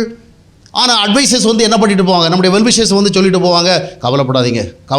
நான் எப்படிங்க கவலைப்படாமல்? மனிதன் ஒரு கவலைப்படுகிற இயந்திரங்க. அவன் கவலைப்பட தான் செய்வான். அப்போது கவலைப்படாதேன்னு சொன்னால் அதுக்காக சரி கவலைப்படக்கூடாது. வேலையை பற்றி, தொழிலை பற்றி, வீட்டை பற்றி, வருமானத்தை பற்றி, எதை பற்றி கவலையே படக்கூடாது. இல்லை, கவலைப்படாமல் நம்ம இருக்கவே முடியாதுங்க. அப்போ என்ன பண்ணுறதுங்க? போயிட வேண்டியதுனா சொல்லுங்களா? நம்ம பிரசங்க வேலையிலலாம் நான் மட்டும்தான் பிரசங்கம் பண்ணணும், நீங்கள் கேட்கணும் கட்டாயம்லாம் கிடையாது. நீங்களும் இடையிடையே என்ன செய்யலாம்? குட்டி குட்டி பிரசங்கம் பண்ணலாம். ஒருத்தர் அப்படியே ஒன்று பேசிகிட்டு இருப்பார், நம்ம அப்படியே உட்காந்து கேட்டிருக்கணும், அப்படியெல்லாம் கட்டாயம்லாம் கிடையாது. நான் இன்றைக்கி இல்லை, இதை பல தொடக்கத்துலேருந்தே சொல்லுவோம், உங்களுக்கு தெரியும் தானே? ஆமாம். அதனால் நீங்கள் ரெஸ்பாண்ட் பண்ணணும், கொஞ்சம் ரியாக்ட் பண்ணணும். அப்போது கவலைப்படக்கூடாதுன்னு நமக்கு தெரிஞ்சவங்களாம் வந்து சொல்லிட்டு போகிறாங்க, மாமா மச்சாலாம் வந்து சொல்லிட்டு போகிறாங்க, கவலைப்படாதீங்க. அவங்களுக்கு என்ன சொல்லிவிட்டு அவங்க போயிடுவாங்க. ஏதாவது ஒன்று சொல்லணுங்கிறதுக்காக என்ன பண்ணுறாங்க? கவலைப்படாத சொல்லிட்டு போகிறாங்க. துக்கப்படாதுங்க, வருத்தப்படாதுங்க, வேதனைப்படாதீங்க. எப்படிங்க இது முடியுது? எனக்கு பொருளாதாரம் பிரச்சனை, எனக்கு வாங்கின கடனை திருப்பி கொடுக்க முடியலை, நான் இங்கே உட்காந்துருக்கிறேன், நாளைக்கு ஒரு வருவோம் 10 மணிக்கு, எப்படி கொடுக்குறது சிந்திக்க வேண்டியதாக இருக்குது. அப்போ நான் எப்படி கவலைப்படாமல் இருக்க முடியும்? அப்போது கவலைகள் வரத்தான் செய்யும். வியாதியை குறித்த, பொருளாதாரத்தை குறித்த, குடும்பத்தை குறித்து, பிள்ளைகளை குறித்து, கணவன் மனைவி குறித்து பல கவலைகள் வரும். இந்த கவலைகள் குறித்த சிந்தனைகள் நமக்கு என்ன பண்ணுகிறது? That is spoiling us. கவலைகள் எவ்வளவு இருக்கோ, இப்போ நிறைய பேருக்கு சுகர் கம்ப்ளைண்ட்லாம் வந்ததுக்கு நிறைய காரணங்கள் இருந்தாலும் அதில் மிக முக்கியமான காரணம் தெரியுமா? கவலை. நிறைய பேருக்கு பிபி வந்தது இதனால், நிறைய பேருக்கு பேரலிட்டிக் ஆகிடுறாங்க திடீர்னு. இதுபோல் நிறைய டிசீசஸ் இருக்குது. இந்த டிசீஸுக்கெல்லாம் அதை நிறைய காரணங்கள் இருந்தாலும் அநேகருக்கு இந்த மாதிரிப்பட்ட கம்ப்ளைண்ட்ஸ் எல்லாம் வந்து என்ன காரணம் தெரியுமா? Too much of worries, anxieties. அவங்க வாழ்க்கை சூழலை பற்றி சிந்திச்சு ஒன்றும் அதுக்கு தீர்வு காணலை. ஆனால் என்ன வந்துச்சுது? சுகர் கம்ப்ளைண்ட் வந்துச்சு, டயபெட்டிஸ் வந்துச்சு, பிளட் ப்ரெஷர் வந்துச்சு, அப்புறம் இதுக்கு அப்பால் ஹார்ட் ரிலேட்டட் நிறைய ப்ராப்ளம் வந்துச்சு. வேறு ஒன்றும் நல்லது நடக்கலை. அப்போ என்ன பண்ணுறது? இதற்குத்தான் ஆண்டவர் ஒரு வழி சொன்னார். மத்தேயு 6:33 நான் என்ன சொல்கிறேன்? முதலாவது நான் கவலைப்பட்டு முடிச்சுக்கிறேன். எனக்கு கவலைப்படுறதுக்கு நிறைய விஷயம் இருக்குது. அதுக்கப்புறமா என்ன பண்ணுறேன்? இனி கவலைப்படுறதுக்கு எனக்கு முடியாதுங்கிற ஒரு சூழல் வரவில்லை. என்ன பண்ணுறேன்? தேவனுடைய ராஜ்யத்தை தேடுறேன், என்னை போய் சேரணும்ல. ஆமாம். ஆனால் இந்த இடத்துல வந்து தேவனுடைய ராஜ்யங்கிறது டைரக்ட்லி எது கிடையாது, பரலோகம் கிடையாது. இங்கே ஆண்டவர் சொல்ல பரலோக ராஜ்யங்கிறது வந்து கவர்மெண்ட். காட் நம்மளை கவர்ன் பண்ணுறது, நம்மளை ரூல் பண்ணுறது, நம்மளை ஆளுகிறது. அப்போ ஆண்டவர் என்ன சொல்கிற? முதலாவது உன்னுடைய வாழ்க்கையில் தேவனால் ஆளப்படுகின்ற ஒரு நிலைமை எதிர்பார். என் பொருளாதாரம் சரியில்லை, உடல்நலமை சரியில்லை, என்னுடைய பிள்ளைகள் சரியில்லை, என்னுடைய கணவன் சரியில்லை, மனைவி சரியில்லை, எங்கள் அம்மா சரியில்லை, மாமியார் சரியில்லை, மருமகன் சரியில்லை, இப்படி சரியற்றவர்களே பார்த்து நிறைய கவலைகளால் வியாதிகளை விலைக்கு வாங்கிட்டு இருக்கிறத முதலாவது இந்த சூழலை ஆளுகை செய்வதற்கு லெட் காட் டேக் கண்ட்ரோல். ஆண்டவர் பொறுப்பெடுக்கட்டும். we have to surrender our life to God. ஆண்டவரே, என்னை மட்டும் என்ன கொடுக்குறவளை, என்னுடைய நிலைமை, என் பொருளாதாரம், என் குடும்பம், என் மனைவி, என் பிள்ளைகள், என்னுடைய கடன், எல்லா பிரச்சனை, என் ஹெல்த் கண்டிஷன் எல்லாவற்றையும் நான் சரண்டர் பண்ணுறேன். நீர் ஆண்டு கொள்ளும். அல்லேலூயா. என்னை ஆள்வது என்பது என்னுடைய எல்லா சூழலையும் சேர்த்து ஆளுகிறது தான். அந்த ஆளுகைக்குள்ளே கொடுக்கும் பொழுது என்ன நடைபெறுகிறது? கவலை நம்மை ஆளாது. நான் உட்காந்துக்கிட்டு நான் ஒரு டிசிஷன் எடுத்துகிட்டு நான் இனி கவலைப்படக்கூடாது, எவ்வளவு டிசிஷன் அவ்வளவு தூரம் அதிகமாக கவலை வரும். அதுக்கும் பதிலாக ஆண்டவர் என்னுடைய வாழ்க்கையை ஆளட்டும். ஆண்டவர் ஆள வந்தால் எப்படி ஆளுவார்? நீ போய் தூங்குப்பா, நான் பார்த்துக்கிறேன். நிறைய பேர் அப்படி தான். நீங்கள் சும்மா இருப்பீர்கள், கர்த்தர் என்ன செய்வார்? ஆமாம், இவங்க சும்மா இருப்பாங்க. இவங்க சும்மா வந்து டிவி பார்த்துட்டு இருப்பாங்க, இல்லைன்னா என்ன செய்வாங்க, ஸ்மார்ட் ஃபோனில் நிறைய வேடிக்கை பார்த்துட்டு இருப்பாங்க. ஆண்டவர் பண்ணுவார், அவர் பார்த்துக்குவாருங்க. ஆமாம். எனக்கு சிலர் தெரியும், அவங்கள்ட்ட எப்போ பேசினாலும், பிரதர் இது எப்படி பையனுக்கு இப்போ டாக்டர் படிப்புக்கெல்லாம் பண்ணிகிட்டு இருக்கிறீங்க, எப்படி அதை பற்றி எப்படி உங்களுக்கு, அது கர்த்தர் பார்த்துக்குவாருங்க. ஒரு பொண்ணுக்கு ஒரு மாப்பிள்ளை கூட ஒரு நாள் தேட மாட்டாங்க, கேட்டால் கர்த்தர் பார்த்துக்குவார். பையனுக்கு வயசாகிடுச்சு, வேலையும் சேர்ந்துட்டான், சம்பளம் வாங்க ஆரம்பிச்சுன்னா, பையனுக்கு எதாவது பார்க்குறீங்களா? பிரதர் நீங்கள் சும்மா இருங்கள். நீங்கள் சும்மா இருப்பீர்கள். சும்மா இருந்து என்ன பண்ணுவீங்க? கர்த்தர் ஆளுங்க ரட்சிப்பாட்டுன்னு யாத்திராகம் காலத்துலேயும் நடந்திருக்கு. அதனால் கர்த்தர் பார்த்துக்க, நம்ம ஒரி பண்ணக்கூடாது, நம்ம அமைதியாக இருக்கணும். நம்ம வேலை என்ன, உட்காந்து நேரத்தை என்ன செய்யணும், வேறு விதத்தில் ஏதாவது ஸ்மார்ட் ஃபோன் பார்த்து, ஏதாவது வாட்ஸ்அப் குரூப்பில் போய், இல்லைனா ஒரு கூகுள் பார்த்து, இல்லை யூடியூப் பார்த்து, இன்ஸ்டாகிராம் பார்த்து, வேடிக்கை பார்த்து டைம் பாஸ் பண்ண. கர்த்தர் வந்து என்ன பண்ணுவாங்க? அப்படி பார்க்குறது இல்லைங்க. கர்த்தர் எதையாவது செய்கிறதா இருந்தால் என்னையும் சேர்த்து தான் பண்ணுவார். என்னுடைய கோஆப்ரேஷன் எல்லாம் ஒன்றும் பண்ண மாட்டார். அப்போ என்னுடைய சிந்தனை ஆளணும், என்னுடைய செயல் ஆளணும், என்னுடைய யோசனை ஆளணும், என்னுடைய ஆசை ஆளணும், என்னுடைய நோக்கத்தை ஆளணும். இப்படி எல்லாவற்றின் மேலும் ஹி ஹாஸ் டு ரூல். அந்த மாதிரி ரூல் பண்ணுற வேலை தான். அப்போ 3 முக்கியமான ஏஜென்சிஸ் அதுக்கு இருக்குது. ஒன்று த வேர்ட் ஆஃப் காட். கவனிக்கிறீங்களா? கவலைகளை மேற்கொள்ளணும்னா முதலாவது வேத வார்த்தைகள் நம்மை ஆளுகை செய்ய வேண்டும். வேத வார்த்தை ஆளுகை செய்ய வேண்டும் என்றால் ஆண்டவருக்கு நம்முடைய வாழ்க்கையை ஒப்பு கொடுத்துருக்கணும். நீங்கள் சும்மா போய் பைபிளை படித்த உடனே வார்த்தையெல்லாம் ஆளாது. இல்லை காலில் இப்போ நம்ம யூடியூப்லாம் திறந்தால் காலில் இருந்து பார்த்தீங்கன்னா அவங்க ஒரு பைபிள் எடுத்து கையில் வச்சுக்கிறாங்க. வச்சு என்ன சொல்கிறாங்க? வாங்கின கடனை திருப்பி கொடுக்க முடியாமல் வருத்தத்தோடு இருக்கிற சகோதரனை கர்த்தர் சொல்லுகிறார், இன்றைய தினம் அற்புதம் நடைபெற போகிறது. எத்தனையோ மருத்துவர்களை பார்த்து விட்டேன், எந்த விதத்திலும் எனக்கு எந்த விதமான விடுதலையும் இல்லை என்று வேதனையோடு இந்த நிகழ்ச்சியை பார்த்து கொண்டிருக்கிற சகோதரனை கர்த்தர் சொல்லுகிறார், இன்றோடு உன்னுடைய வியாதி விக்கிரமெல்லாம் தீர்ந்து போச்சு. என்னுடைய பிள்ளைகள் ஒன்றும் சரியாக இல்லையே, கீழ்ப்படியவில்லையே, தரதலையாக வாழ்கிற ஊர் சுத்துறலை அப்படியாக சிந்தித்து கொண்டு வேதனையோடு இருக்கிற சகோதரனை ஆண்டவர் சொல்கிறார், உன்னுடைய பிள்ளைகளை நான் என்ன செய்ய போகிறேன், இன்றைக்கு சீர்திருத்த போகிறேன். அவங்க ஓங்கி வளர்கிற விருட்ச கன்றுகளை மாற்றப் போகிறேன் அப்படின்னு இவர் என்ன பண்ணுறாரு? தீர்க்க தரிசனம். இப்போ அத்தனை பேர் தீர்க்க தரிசி தான். காலை உங்களுக்கு இன்றைக்கே எல்லாம் நடந்து முடிஞ்சுது. அப்புறம் அடுத்த நாள் எதுக்கு தான் பேசுகிறான்னு தெரில. ஏன்னா இன்றைக்கே எல்லாமே முடிஞ்சு போச்சு. ஒவ்வொரு நாளும், ஒவ்வொரு மாதமும், ஒவ்வொரு வருஷமும் நம்ம ஆளுடைய நிலைமை. நான் பிரதர்கிட்ட சொன்னேன், இன்றைக்கி இந்த மாதிரி சப்ஜெக்ட்லாம் இன்றைக்கி பேச மாட்டேன், ஏன்னா நான் டாப்பிக்கே வேறு அப்படின்ட்டு.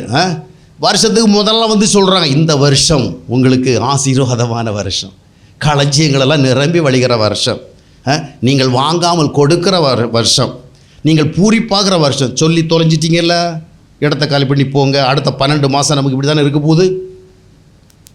ஏங்க ஜனவரி 1ஆம் சொல்லியாச்சுல்ல, அப்புறம் ஜனவரி அதாவது 1ஆம் சொல்லிட்டு பிப்ரவரி 1ஆம் மறுபடியும் நிற்கிறாங்க.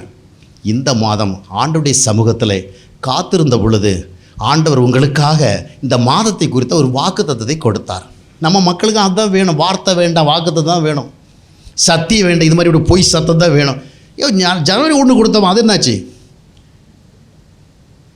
நம்ம இந்த ஏர்டெல், வோடாஃபோன் இதுக்கெல்லாம் சார்ஜ் பண்ணால் அது 28 days, 14 days, 31 days வேலிடிட்டி உண்டு, அப்படி தானே?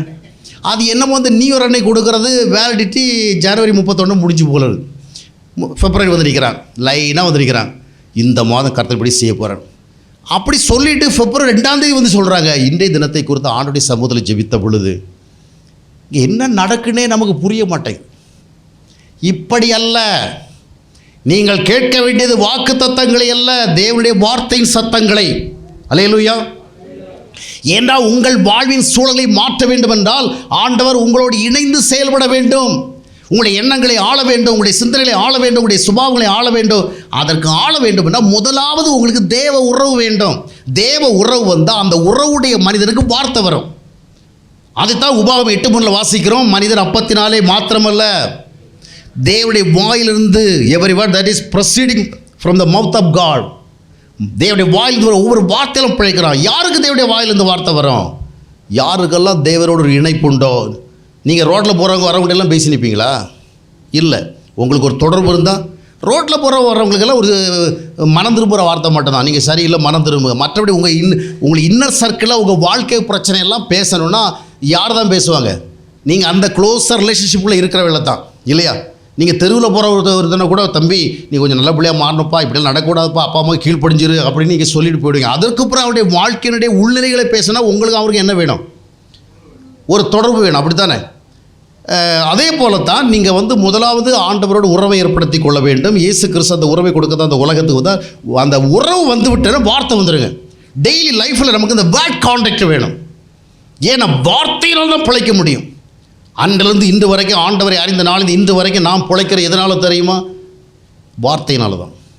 யார் எவ்வளவு எனக்கு ஆதரவு கொடுத்தாலும் சரி, எவ்வளவு எனக்கு அன்பாக பேசினாலும் சரி, எவ்வளவு நல்ல சூழலில் அமைந்தாலும் சரி, வார்த்தை இல்லை என்றால் வாழ முடியாத நிலைமையில் நான் இருக்கிறேன்.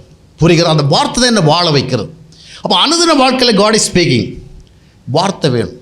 நீங்கள் ஒவ்வொரு நாளும் இந்த தீர்க்க தரிசன வார்த்தை கேட்குறதில்ல, இந்த பொய் வாக்குத்தத்த வார்த்தை கேட்குறதில்ல, காலை பைபிள் அப்படியே திறந்துட்டு ஏதாவது ஒரு ஆதரவான வார்த்தை அப்படி கேட்குறதில்ல. சீரியஸாக என்ன செய்ய ஆண்டோடைய சமூகத்தில் ஆண்டோட எனக்கு பேசும். Today what must I hear from you, நான் உங்களுக்கு என்ன கேட்கணும் அதை கேட்கணும். அந்த வார்த்தை வருகிற பொழுது மொத்தம் உங்கள் வாழ்க்கையை ஆளுகை செய்யும். அல்லேலூயா. வார்த்தையினுடைய ஆளுகை உங்கள் வாழ்க்கையில் வருகிற பொழுது கவலையினுடைய வாழ்க்கையை வீக் ஆகிடும். அதை நம்ம சப்டியூ பண்ணலாம். அப்போது அனுதின வாழ்க்கையில் எப்போமா ஞாபகம் வந்தால் பைபிள் படிக்கிறதில்ல, அவசரமாக ஒரு 2 வசனத்தை படித்து கடமை முடிஞ்சுன்னு போகிறதில்ல. இன்னைக்கு எத்தனை பேர் டெய்லி ரீடிங் நம்ம பைபிள் ரீட் பண்ணுறோம்? நான் ஏதோ நியாயப்பிரமாணமாக சொல்லலை. கடமைக்கு படிக்கிறதில்ல, கடமைக்கு சாப்பிட்றதில்ல, ஹெல்த்துக்காக சாப்பிடணும் இல்லையா? அப்போ அதே மாதிரி எத்தனை பேர் நம்ம பைபிள் ரீட் பண்ணணும்? நான் சில கூடுகளை கேட்பேன், இன்னும் யாரை ஜெபம் பண்ணிட்டு இந்த கூடுகை வந்தீங்க? வராதவங்க எல்லாம் வெளியே போகுன்னு சொன்னால் எத்தனை பேர் போகிறது ஆயத்தமாக இருக்கிறீங்க? நான் இங்கே சொல்லலை.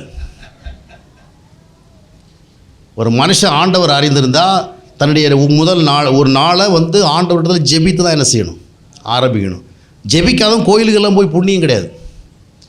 தனிப்பட்ட வாழ்க்கையில் ஆண்டவரை தேடுறது அறிவே இல்லாதவங்க கோயிலில் போய் உட்காந்து அங்கே ஆல்டரை போய் நின்று ஜெபம் பண்ணுவாங்க.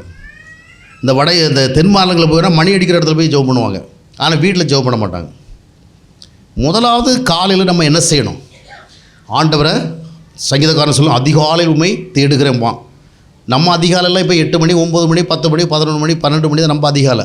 ஏன்னா நம்ம தூங்க போன நமக்கு எப்போதுன்னே தெரிய மாட்டேங்க. சரி, இப்போ வார்த்தை ஆளுகை. 2வது தேவ உறவு. நான் ஆண்டவரோடு பேசுகிறேன், ஆண்டவர் என்னோடு பேசுகிறார், ஆண்டவர் எனக்கு பல காரியங்களை உணர்த்துறார், பல காரியங்களை எனக்கு சொல்லித்தரார். இந்த மாதிரி I am enjoying the relationship of God. அந்த உறவில் இருக்கும் பொழுது கவலைகளுடைய ஆளுகை கம்மியாக இருக்கும். ஒரு குடும்பத்தில் 1008 பிரச்சனை இருக்கட்டுங்க, கணவன் மனைவி அன்பாக இருந்து ஒருத்தருக்கு நல்ல அண்டர்ஸ்டாண்டிங்கோடு இருந்து அவங்க வாழ்க்கையில் பெரிய கடன் பிரச்சனை துன்பம் இருக்கட்டுமே, 2 பேருமே நல்ல ஒரு ஒருமித்த மனதோடு இருந்து ஒருத்தருக்கு நிறைய காலம் பேசிட்டு வச்சுக்கலாம். கவலைப்பட எங்கெங்க நேரம் இருக்குது?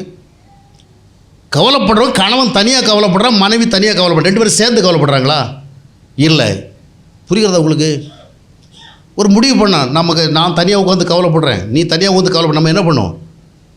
2 பேரும் ஒன்றா உட்காந்து கவலைப்பட்டால் என்ன செய்வீங்க சொல்லுங்கள்? உங்கள் மேட்ரை பேசுவீங்க, அப்படி தானே? உங்கள் நிலைமையை பேசுவீங்க. நிலைமையை பேசுகிறவங்கள கவலைப்பட எங்கேங்க நேரம்? நீங்கள் அவங்கள உற்சாகப்படுத்தி அவங்க உங்களை உற்சாகப்படுத்த நம்ம யோசிக்கலாம், சிந்திக்கலாம். இது அவங்க ஒரு மூளை, இவங்க ஒரு மூளை.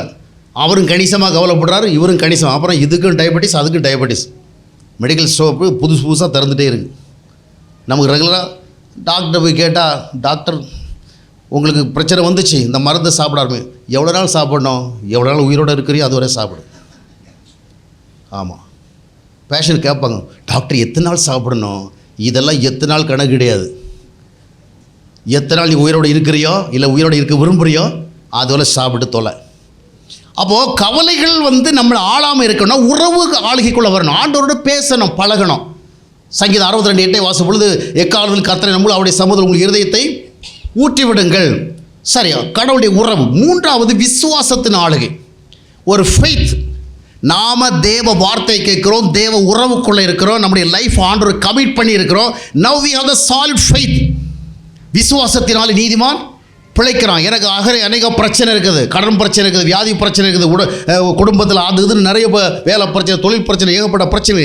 என்ன பிரச்சனை இருந்தாலும் I am in the relationship of God, தேவ உறவில் இருக்கிறேன், அதனால் ஐ ஹேவ் த ஃபெய்த். இதெல்லாம் கடந்து போவேன். தண்ணீர்களை கடக்கும் பொழுது நான் உன்னோடு இருப்பேன் என்று சொல்லுவேன், என்னோடு இருப்பார். ஆறுகளை கடக்கும் பொழுது மூழ்க மாட்டேன் சொல்லியிருக்கார். அக்கில் நடக்கும் பொழுது வேக மாட்டேன் சொல்லியிருப்பார். அவர் சொன்னவர் என் கூட தான் இருக்கிறார். அவர் எங்கே இருக்கிறார்? பரலோகத்தில் இல்லை, எங்கூட இருக்கிறார். அப்போ நமக்கு என்ன வந்துடுது? விசுவாசம் வந்துடுது. விசுவாசம் ஆளுகை செய்தால் கவலை ஆளுகை செய்யாது. இன்றைக்கி நாம் கவலையில் வலிமையாக இருக்கிறோம், விசுவாசத்தில் வீக்காக இருக்கிறோம். தேவ உறவில் வலிமையாக இருந்தால் விசுவாசத்துலையும் வலிமையாக இருப்போம், வார்த்தை கேட்குற வலிமையாக இருப்போம். அப்போது கவலை என்ன செய்யும்? இப்போ நமக்கு சுகர் லெவல் இன்னும் ஏறிக்கிட்டு தான் இருக்குது, இறங்க மாட்டேங்குது. ஏன்? அதுக்கு ஒரு காரணம், நம்ம கவலைப்படுறது என்ன செய்யறோம், இன்னும் ஏறிட்டே இருக்கிறோம். புரிகிறதா? அப்புறம் அல்சர் வரும், கேஸ்ட்ரிக் கம்ப்ளைண்ட் வரும், ஊறுபட்ட பிரச்சனைலாம் வரும். அப்போது நீங்கள் உங்கள் வாழ்க்கை சூழலுக்கு மத்தியில் உங்களை கவலைப்படுத்துகிற காரியம் கொடுத்தே சிந்திக்கிறீங்க. இந்த சிந்தனைகளை நீங்கள் அவாய்ட் பண்ணணும்னா முதல்ல என்ன செய்யணும்? தேவ உறவில் வாழ்ந்து வார்த்தைகளை பெற்றுக்கொண்டிருக்க வேண்டும், உறவை அனுபவித்து கொண்டு விசுவாசத்தை நீங்கள் என்ன செய்ய வேண்டும்? உடையவளாக இருக்க வேண்டும். சரி, நிறைய பாயிண்ட் இருக்கிறனால நான் சீக்கிரமாக சொல்லி முடிக்கிறேன். இப்போ என்ன பார்த்துருக்குறோம்? சரி, அடுத்தது பார்த்தீங்கன்னு சொன்னால் 3வது ஒரு விதமான சிந்தனை இருக்குது. அது என்ன சிந்தனைன்னு சொன்னால் ராங் தாட்ஸ், இல்லைன்னா ஈவில் தாட்ஸ்ன்னு சொல்லலாம். அதாவது அன்வான்ட் தாட்ஸ். Undesirable thoughts. சில நேரங்களில் நமக்கு இந்த மாதிரி சிந்தனையே வரக்கூடாது, வருது. மனிதனுக்கு பார்த்திங்கன்னா பல நேரங்களில் கற்பனை நினைவுகள் வருது, வரதா வரலையா?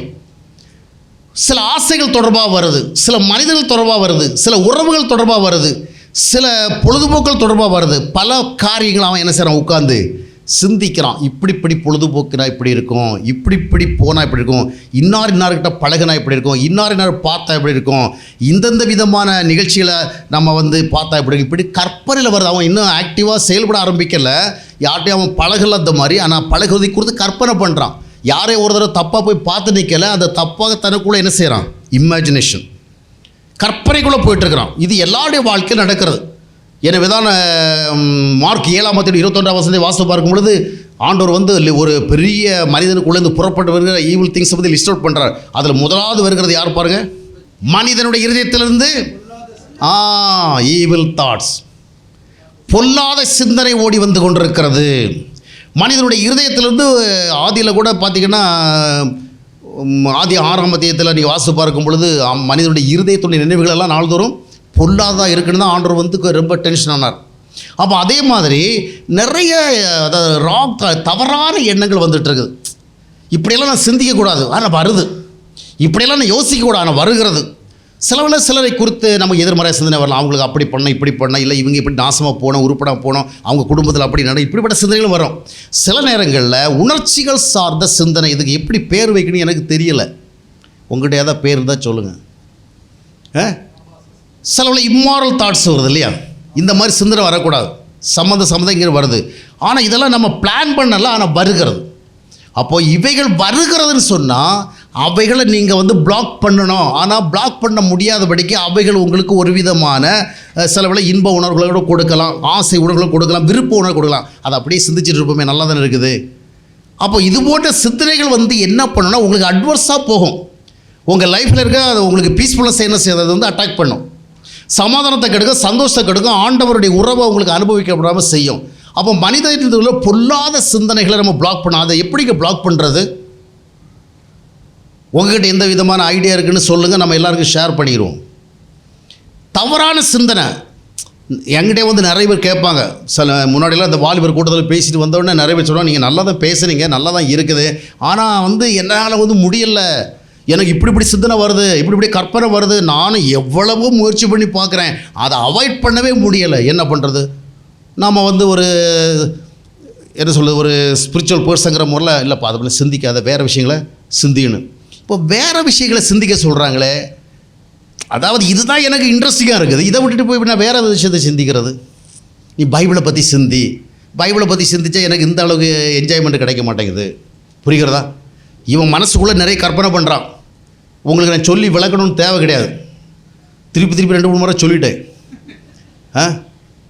இதுக்கு பிறகு வந்து நான் இங்கேருந்து ஏதாச்சும் சொல்ல எங்கள் வீட்டாம வரலைங்க, அதை எங்கேயோ பார்த்துக்கிட்டு ஏன் அந்த அளவுக்கெல்லாம் சொல்லணும்னு கேட்பாங்க. வீட்டில் போய்ட்டு அங்கே உள்ளவங்கெல்லாம் புரிஞ்சிக்க தெரியாதவங்களா அப்படி கேட்பாங்க. அதெல்லாம் நீங்கள் புரிஞ்சிக்குவீங்க. இப்போது நான் அதுக்கு நமக்கு கொடுக்குற அட்வைஸ் என்ன, தம்பி இந்த மாதிரிலாம் சிந்திக்கக்கூடாது, இப்படி சிந்திச்சிட்டு வரமாட்டேங்குதுங்க. இதுதான் நல்லா இருக்குது மனசில் சிந்திக்கிறதுக்கு, இதுதான் வந்து ரொம்ப ஃபோர்ஸ் பண்ணுது. அந்த நேரத்தில் ஆபிரகாமை குறித்து, ஈசாக்கை குறித்து, யாக்கோவை குறித்தோ, மலைப்பிரசங்கத்தை குறித்து எங்கே நினைக்க மனசு வருது? கோயிலில் அது பேசுகிற வெளியே வராத தூக்கெல்லாம் ஒன்றா வருது. இதில் நான் தனியாக இருக்கிறவங்கள இதை பற்றி எங்கே சிந்திக்கிறது? அப்போ என்னென்னா அதுக்கு ஒரு ப்ராக்டிக்கல் பாயிண்ட் ஆஃப் வியூ இருக்குது. என்னன்னு சொன்னால், ஒரு தவறான சிந்தனை நீங்கள் பிளாக் பண்ணணும்னு சொன்னால் அதுக்கு பதிலான ஒரு பெஸ்ட் தாட்ஸ் உங்களுக்கு வரணும், நல்ல தாட்ஸ் வரணும். அது எப்படி வர வைக்கிறது? நல்ல இருதயம் வேணும். பார்த்தீங்களா, பதில் சொல்கிறார், நீங்கள் அது மாதிரி பட்டு பதில் சொல்லுங்கள். இல்லைன்னா 1 மணி நேரம் தான் எனக்கு கொடுத்துருக்குறாங்க, அப்புறம் நான் இவ்வளவு பாயிண்டெல்லாம் எடுத்துகிட்டு வந்திருக்கிறேன், முடியலைன்னா 2 மணி நேரம் ஆகிடும். சொல்லுங்கள். இப்போ எப்போ அதாவது ப்ராக்டிக்கலாக திங்க் பண்ணும், இப்படி சிந்திக்காத. அவன் சொல்லுங்க, இதான் எனக்கு வருது, நான் வரக்கூடாதுனாலும் வருது. எப்படி பண்ணுறது? அதாவது உங்களுக்கு நல்ல சிந்தனைகள் எப்போவுமே வந்து தானாக வராது. பிலிப்பியர் 4:8 வாசித்து பார்த்தீங்கன்னா, அந்த வசனத்தை வாசிக்கலாம் சீக்கிரமாக. உண்மை உள்ளவைகள் எவைகளோ, ஒழுக்கம் உள்ளவைகள் எவைகளோ, நீதி உள்ளவைகள் எவைகளோ, கற்புள்ளவைகள் எவைகளோ, அன்புள்ளவைகள் எவைகளோ. அவர் பாடல எழுதி தள்ளியிருக்கார் பாருங்க, வாசி தாங்க மாட்டேங்குது. நீங்கள் வாசிங்க சிஸ்டர். புண்ணியம் எதுவோ புகழ் எதுவோ அவளே சிந்தி கொண்டான். அந்த காலத்தில் ஒரு எழுத்து எழுதுறது அவ்வளோ சிரமம். அப்போ இவ்வளோ வேர்ட்ஸ் போட்டிருக்காரு. இன்றைக்கி அவர் இருந்தார்னு வச்சுங்களேன், நமக்கு பெரிய டார்ச்சராக இருந்திருக்கும். அப்படியே ஏஏ வச்சு எழுதியிருப்பார் இல்லையா? சரி, இப்போ என்ன நமக்கு அட்வைஸு? உண்மை உள்ளவளை சிந்திங்க, ஒழுக்கம் உள்ளவளை சிந்திங்க, நீதி உள்ளவளை சிந்திங்க, நற்கீர்த்தி உள்ளவளை சிந்திங்க. நானும் அதை சிந்திக்க விரும்புகிறேன், வர மாட்டேங்குதே. வந்தாலும் உடனே ஃபேடாகி ஓடி போயிடுது. அடுத்த சிந்தனை அங்கே என்ன செய்கிறது? ஃபோர்ஸ் பண்ணி உள்ளே வருது. அப்போது நீங்கள் அந்த சிந்தனை, ஒரு சிந்தனை மேற்கொள்ளணுன்னா இன்னொரு சிந்தனை உள்ளே கொண்டு வரணுமா? அந்த சிந்தனை எப்படி வரும்? ஏங்க நான் உங்களுக்கு எளிய உதாரணம் சொல்கிறேன். நீங்கள் ஒரு கடை நடத்தினா தான் கடையை குறித்த சிந்தனை வரும் இல்லையா? நீங்கள் ஒரு கல்யாணம் பண்ணால் தான் மனைவியை குறித்த சிந்தனை வரும் இல்லையா? ஒரு வேலையில் சேர்ந்தாலும் வேலையை குறித்த சிந்தனை வரும். இல்லைன்னா ஏதாவது ஒரு ஃபீல்டில் போய் ஏதாவது ஒரு இன்வால்மெண்ட்டுக்குள்ளே நீங்கள் போனால் அதை குறித்த சிந்தனை வரும்.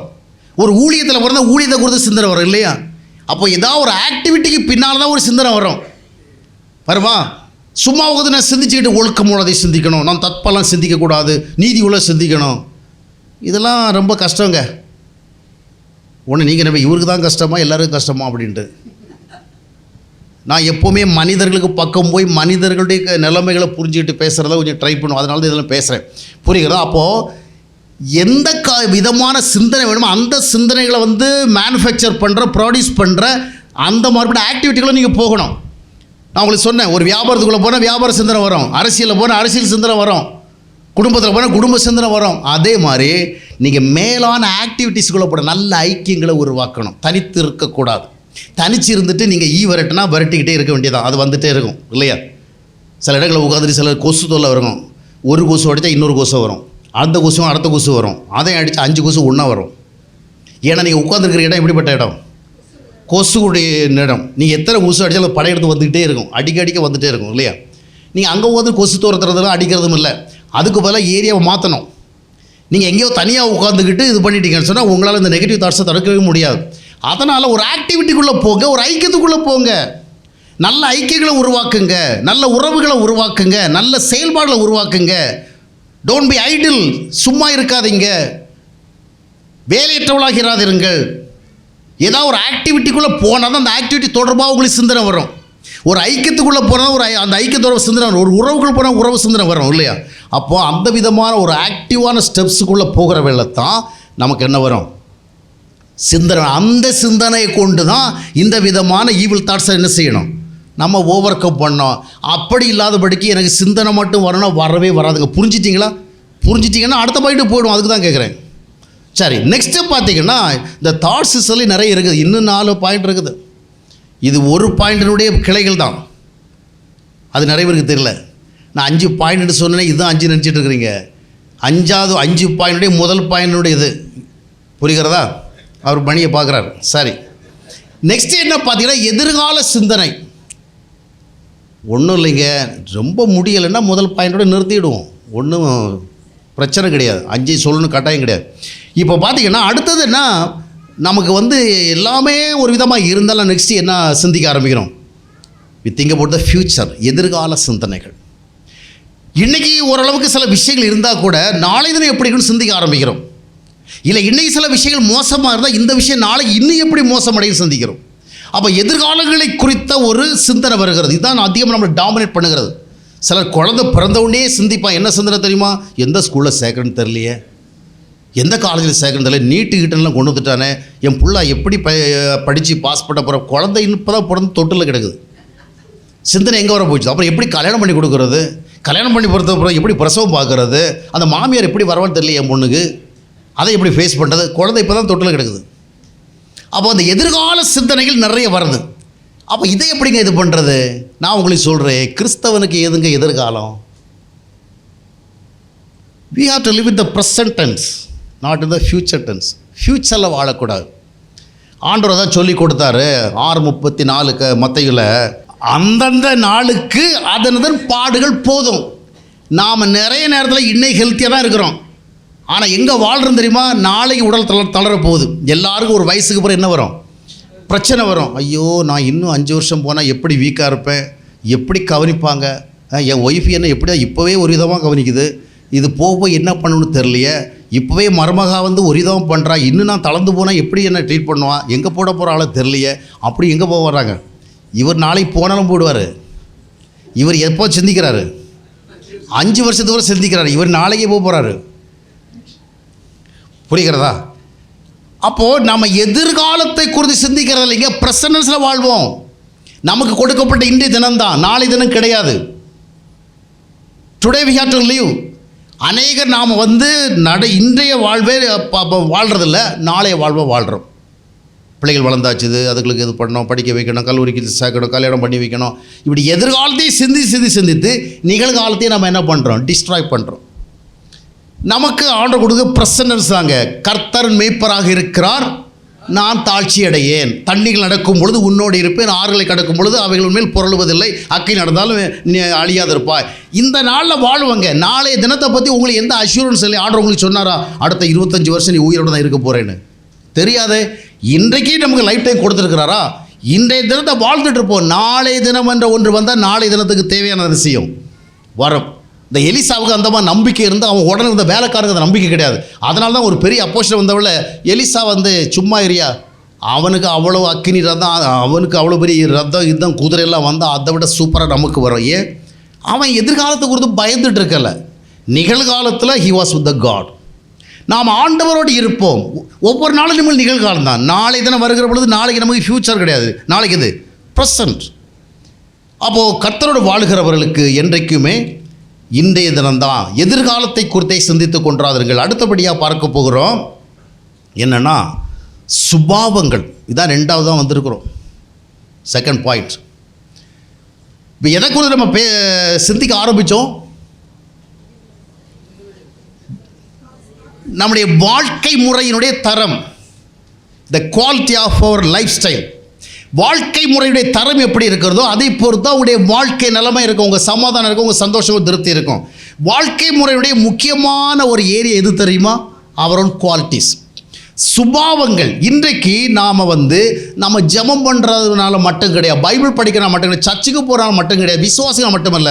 What about our qualities? நம்முடைய சுபாவங்கள் என்ன, நம்முடைய ஆட்டிடியூட்ஸ் என்ன, நம்முடைய பிஹேவியர்ஸ் என்ன, நம்முடைய கேரக்டர் என்ன, அது ரொம்ப முக்கியம். மனிதனுடைய வாழ்க்கையை நிர்ணயிக்கிறது பெரும்பாலும் இதுதான், சுபாவங்கள். அதனால தான் ஆண்டவர் மலை பிரசங்கத்தில் ஆவியில் எளிமை உள்ளவன் பாக்கியவான், சாந்த குணம் உள்ளவன் பாக்கியவான், நீதி நிமித்தம் பசிதாவுடைய பாக்கியவான், இதய சுத்தமுடைய பாக்கியம், எல்லாம் கேரக்டரை பற்றி பேசினார். அவன் தான் பிளஸ்டாக இருப்பான், அவன் தான் சக்ஸஸ்ஃபுல்லாக இருப்பான். அப்போது நம்முடைய சுபாவங்களுடைய தரம் என்ன? நம்ம சுபாவத்தை பற்றி எல்லாம் பார்க்காதபடிக்கு நான் டெய்லி நிறைய பைபிள் படிக்கிறேங்க, நிறைய சர்ச்சுக்கெல்லாம் போகிறேன், ப்ரேயர் ஃபெலோஷிப்பெல்லாம் எங்கள் வீட்டில் நடத்துகிற இடமெல்லாம் போய் கலந்துக்கிறேன். அந்த மாதிரி ப்ரேயர் ஆக்டிவிட்டீஸையும் ரிலீஜியஸ் ஆக்டிவிட்டீஸும் மட்டும் நீங்கள் பார்க்கக்கூடாது. நீங்கள் உங்களுடைய குவாலிட்டி என்ன, எப்படி நடந்து கொள்ளுகிறீர்கள்? நம்முடைய வாழ்க்கையில் ரொம்ப முக்கியமான ஏரியா சுபாவங்கள் தான். அப்போ அந்த சுபாவங்கள் என்று பார்க்கும் பொழுது ஒவ்வொரு நாளும் எப்படிப்பட்ட ஒரு குணாதிசயத்தோடு நான் வாழ்ந்துட்டு இருக்கிறேன். குணாதிசயங்களுடைய தரம் கரெக்டாக இருந்தால் நீங்கள் நிம்மதியாக இருப்பீங்க, நீங்கள் சந்தோஷமாக இருப்பீங்க, நீங்கள் நம்பிக்கையாக இருப்பீங்க, நீங்கள் திருப்தியாக இருப்பீங்க. எவ்வளோ செல்வம் வச்சுருந்தாலும் சுபாவம் இல்லைன்னா ஒன்றுமே கிடையாது. அப்போ சுபாவம் என்று பார்க்கும் பொழுது நிறைய சுபாவம், there are so many types of qualities, நிறைய பிஹேவியர்ஸ் இருக்குது, நிறைய ஆட்டிடியூட்ஸ் எல்லாம் இருக்குது. நம்ம எல்லாத்தையும் பார்க்க முடியாது. ஆனால் ஒன்று மட்டும் மனசில் வச்சிங்க, டெய்லி லைஃப்பில் நம்ம இடத்துல நம்ம ஒரு நாள் வாழ்க்கையை வாழ்ந்து அப்படி கடந்து போகிறவல்ல, நம்ம கொஞ்சம் அதை ரீதிங்க் பண்ணி பார்க்கணும், ரீகால் பண்ணி பார்க்கணும், கொஞ்சம் ரிவர்ஸில் போய் பார்க்கணும். அப்படி பார்க்கும் பொழுது இன்றைக்கு என்னுடைய வாழ்க்கையில் எப்படிப்பட்ட சுபாவங்கள் என்னை ஆண்டது, புரிகிறதா? ஏன்னா சுபாவங்களின் அடிப்படையில் தான் நம்முடைய மனித வாழ்க்கையினுடைய நல்லது கெட்டது அமையும். இன்றைக்கு என்னுடைய வாழ்க்கையில் 4 முக்கியமான சுபாவங்கள் சொல்ல வருகிறேன். வேதத்தில் பார்க்கும்போது மிக முக்கியமான சுபாவம் எது? த லவ், அன்பு. இன்றைக்கு நான் ஒரு அன்பானவன் என்று உறுதிப்படும்படியான ஒரு வாழ்க்கையை வாழ்ந்தேனா? இன்று நான் பேசின வார்த்தைகள், நடந்து கொண்ட விதங்கள், செயல்பட்ட விதங்கள், மற்றவர்கள் சம்பந்தப்பட்ட விதங்கள் எல்லாம் நான் ஒரு அன்பானவன் என்பதற்கு அடையாளமாக இருந்ததா? இல்லைன்னா வெறுப்பு, கசப்பு, கோபம், தாபம், எரிச்சல், இன்றைக்கு முழுவதும் நான் ஒரு வெறுப்பின் மனநிலையோடு கடந்தேனா, ஒரு கோபத்தின் மனநிலையோடு கடந்தேனா, எரிச்சலின் மனநிலையோடு கடந்தேனா, விரக்தியின் மனநிலையோடு கடந்தேனா, சலிப்பின் மனநிலையோடு கடந்தேனா, இல்லை நான் ஒரு அன்பான மனநிலையோடு கடந்தேனா? இன்றைக்கு என்னுடைய வாழ்க்கையில் ஒரு அன்பு சுபாவம் இருந்தது, உறுதிப்பட்டது. கவனிக்கிறீங்களா? அந்த ஏரியாவில் நீங்கள் வந்து கவனிக்காமல் இருந்தீங்கன்னு சொன்னால் அப்புறம் வாழ்க்கையில் சமாதானம் எங்கே சந்தோஷங்கன்னா கிடைக்காது. அன்பு சுபாவமுள்ள ஒரு வாழ்க்கை, அது ஒரு ஹம்பிள்னஸ். டெய்லி நம்ம வாழ்க்கையில் பெருமை எவ்வளோ இருக்குன்னு பார்ப்போமே, தாழ்மை எவ்வளோ. யாரும் நமக்கு சொல்லித்தர வேண்டிய தேவையில்லை. அவங்கவுங்க நம்மளை பார்த்தா ரொம்ப பெருமையாக பேசுகிறாங்க, ரொம்ப அகங்காரமாக பேசுகிறா, ரொம்ப ஆங்காரம் அதிகம் அப்படின்லாம் சொல்கிறாங்கல்ல. சொல்கிறவங்க சொல்லிட்டு போட்டும், நாமளே உட்காந்து சிந்திப்போமே, நமக்கு அகங்காரம் இருக்குதா, ஆங்காரம் இருக்குதா, இல்லை வந்து பெருமை இருக்குதா. மற்றவங்க சொன்னால் நமக்கு வலிக்குது, நாம் உட்காந்து கொஞ்சம் யோசிப்போமே, கொஞ்சம் மனசாட்சியோட நமக்கு அகங்காரம் இருந்தா இல்லையானு. நம்முடைய ஒவ்வொரு நாள் செயல்முறைகளும் வாழ்க்கை முறைகளும் நம்ம இடத்துல தாழ்மை இருக்கிறதுன்னு சொல்லுதா, இல்லை நமக்குள்ள ஒரு அகங்காரம் இருக்குன்னு சொல்லுதா, இல்லை ஆணவம் இருக்குன்னு சொல்லுதா, இல்லை பெருமை இருக்குன்னு சொல்லுதா. அனுதின வாழ்க்கை நீங்கள் வாழ்கிற பொழுது ஒரு டெய்லி லைஃப் ஒரு அசஸ்மெண்ட், நீங்கள் அதை அசஸ் பண்ணி பார்க்கணும், கொஞ்சம் அதை வந்து அனலைஸ் பண்ணி பார்க்கணும். பார்க்கும் பொழுது இன்றைக்கு என்னுடைய வாழ்க்கையில் தாழ்மையின் அடையாளங்கள் இருந்ததா, நான் விட்டு கொடுக்க என்றவனாக இருந்தேனா, நான் கொஞ்சம் தாழ்ந்து போக என்றவனாக இருந்தேனா, மற்றவர்கள் ஒரு வார்த்தை சொன்ன பொழுது நான் அடுத்த வார்த்தை சொல்லாதபடிக்கு அடக்கிக்கொள்ள என்றவனாக இருந்தேனா, இல்லை என்னை பெருமைப்படுத்தி காட்டிக்கொள்ள விரும்பினேனா. இந்த சுபாவத்தை என்ன செய்யணும், கவனிக்கணும். மூன்றாவது, நான் உண்மையாக இருந்தேனா, என்னுடைய கொடுக்கல் வாங்கலில் உண்மை இருந்ததா, இன்றைக்கு நான் பேசின வார்த்தைகள் உண்மையானதானா, மற்றவர்கள் என்னிடத்தில் வார்த்தைகள் உண்மையானதானா, நான் சிரித்த சிரிப்பு உண்மையானதானா, நான் பேசின வார்த்தை உண்மையானதானா, அந்த உண்மையை பார்க்கணும். உறவுகளில் உண்மையாக இருந்தேனா, பொருளாதார விஷயத்தில் உண்மையாக இருந்தேனா, கர்த்தருக்குரிய காலம் உண்மையாக இருந்தேனா.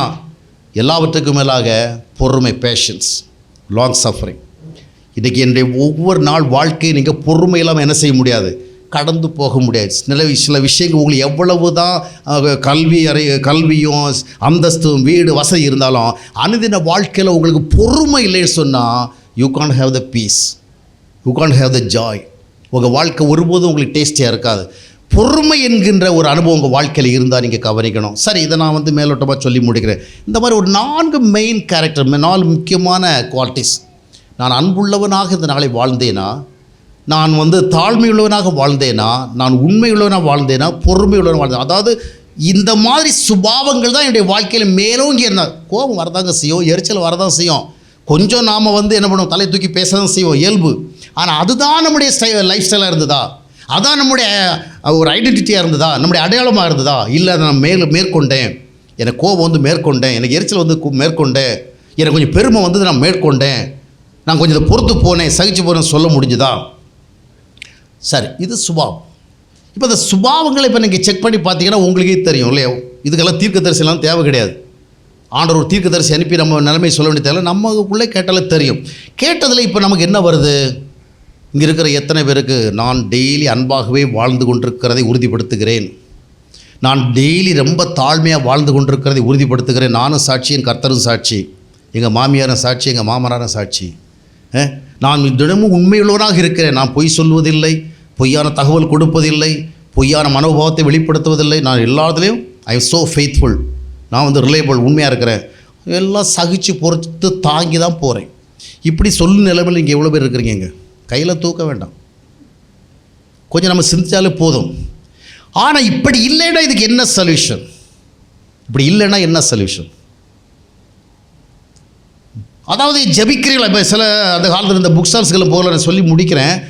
புக் ஸ்டால்ஸில் போகல, இன்றைக்கு நீங்கள் ஜெபித்தீர்களா, இன்றைக்கு பைபிள் படித்தீர்களா, ஞாயிற்றுக்கிழமை சர்ச்சுக்கு போனீர்களா, எல்லாத்துக்கும் என்ன சொல்லலாம், எஸ் இன்றைக்கு நான் ஜெபித்தேன், இன்றைக்கு நான் பைபிள் படித்தேன், இன்றைக்கு நான் சர்ச்சுக்கு போனேன். இன்றைக்கு நீங்கள் அன்பாக இருந்தீர்களா, இன்றைக்கு நீங்கள் உண்மையாக இருந்தீர்களா, இன்றைக்கி தாழ்மையாக, இப்படி கேட்டால் எத்தனை பேர்? அதனால் அந்த மாதிரி ஸ்டிக்கரே வரல, வந்ததெல்லாம் நீ இன்றைக்கு பைபிள் படித்தாயா, உன்னுடைய மாத வருவாயிலே காணிக்கை கர்த்தருக்கு ஒழுங்காக கொடுக்குறாயா, கர்த்தரை வஞ்சிக்காமல் இருக்கிறாயா, இந்த மாதிரி ஸ்டிக்கர் வருது. எது வர மாட்டேங்குது? அப்போ நம்ம பைபிள் படிச்சுக்கிட்டே, ஜெபம் பண்ணிக்கிட்டே, சர்ச்சுக்கு போயிட்டு எல்லாம் பண்ணிக்கிட்டே, அன்பு இல்லாமல், தாழ்மை இல்லாமல், உண்மை இல்லாமல், பொறுமை இல்லாமல் இருக்க முடியும்? ஆண்டவர் நம்முடைய சுபாவங்களை தான் பார்க்குறார், நம்முடைய லைஃப் ஸ்டைல் தான் பார்க்குறார், நம்முடைய ரிலீஜியஸ் ஆக்டிவிட்டிஸ் அல்ல. ரிலீஜியஸ் ஆக்டிவிட்டீஸுங்கிறதே நம்ம நல்ல பண்புள்ளவர்களாக மாறுவதுக்கு தான். பண்புள்ளவர்களாக நம்மை மாற்றாத அந்த ஆன்மீகம் எதற்கு? குப்பை தொட்டியில் தான் போடணும். நம்முடைய வாழ்க்கையை மாற்றாத சபை போக்குவரத்து எதற்கு? நம்முடைய சுபாவங்களை மாற்றாத நம்முடைய ஆராதனைகள் எதற்கு? நம்முடைய பண்புகளிலே ஒரு முன்னேற்றத்தை ஏற்படுத்தாத நம்முடைய ஆன்மீக நம்பிக்கையில் இருந்த என்ன பிரயோஜனம்? ஒன்றுமே கிடையாது. அப்போது இந்த சுபாவங்கள் இல்லைன்னா அதுக்கு என்ன இதுன்னா, அது எல்லாத்துக்குமே வாழ்க்கையில் பார்த்தீங்கன்னா என்ன வேணும்? We need some efforts. we have to try. ஒரு முயற்சி வேணும், சுபாவ ரீதியாகவும் முயற்சி வேணுங்க. சில சொல்லுவாங்க அதெல்லாம் அப்படி கிடையாது. உண்மைதான். அதாவது நம்ம ஒரு ஓன் எஃபர்ட்ஸ் நம்ம முற்றிலுமாக நம்மளையே சார்ந்திருந்து நானே உருவாக்குறதில்ல. ஆனால் இதுலேயும் ஒரு முயற்சி வேணும். நான் ஆவிக்குரியவன், நான் கர்த்தரை ஏற்றுக்கொண்டவன், நான் கர்த்தருடைய ஆவியை உடையவன், நான் கர்த்தருடைய வார்த்தைகளை பெறுகிறவன், நான் கர்த்தரோடு தொடர்புடையவன், என்னுடைய பலத்தையும் பலவீனத்தையும் ஆண்டோடு பகிர்ந்து கொள்கிறவன்.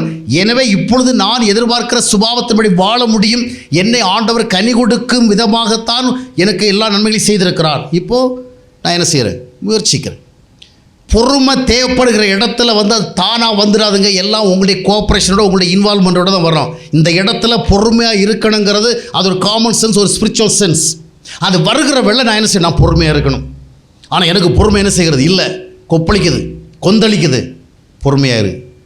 நீ ஒரு தேவ மனுஷன், நீ ஆண்டவர் அறிந்தவன், நீ கர்த்தரை அறிந்தவன், நீ பைபிள் படிக்கிறவன், நீ சர்ச்சுக்கு போகிறவன், நீ பொறுமையாயிரு. அப்போ கர்த்தரை அறிந்தவர்கள் என்றாலும் அந்த பொறுமையை குறித்த ஒரு முயற்சி இல்லாமல் ஒன்றுமே என்ன செய்ய, இருந்த இடத்துலேருந்து எல்லாமே சிந்தனைகள் எல்லாம் வந்துடாது. அப்போ அதில் நம்ம எஃபர்ட் எடுக்கணும். இரண்டாவது, நமக்கு இது தொடர்பான ஒரு இலக்கு வேணும். எல்லாருக்குமே புதுசாக வீடு கட்டணும், புதுசாக கார் வாங்கணும், நல்ல எங்கள் பிள்ளைகள் ஹையர் எஜுகேஷனில் போகணும், பையன் அமெரிக்காவுக்கு போகணும், பொண்ணு இங்கிலாந்துக்கு போகணும், இறுதி காலத்தில் நான் முதியோர் இல்லத்துக்கு போகணும். இந்த மாதிரி எல்லாருக்கும் என்ன ஆசை வருது? ஆமாம், யாராவது ஒருத்தங்க ஒரு விதமாக ட்ரெஸ் பண்ணிட்டு வந்தால் இந்த மாதிரி புதிய ஒரு ஃபேஷன் தானே இதுவரை பார்க்கவே இல்லையே, நெக்ஸ்ட்டு சண்டேக்குள்ளே நெட்டில் தேடி அதை என்ன செய்யணும், அந்த ட்ரெஸ்ஸை கண்டுபிடிச்சோம். இந்த மாதிரி எல்லாம் டக்குனு ஆசை வரும். ஆனால் என்னுடைய சுபாவம் என்ன? இந்த சுபாவத்தை குறித்த ஒரு விஷன் இருக்குதா? இதை குறித்த ஒரு எய்ம் இருக்குதா? ஒரு நல்ல சுபாவத்தோடு வாழ்ந்து முடிக்கணும். 4 நாள் வாழ்ந்தாலும் நல்ல சுபாவத்தோடு வாழ்ந்து போயிடணும்.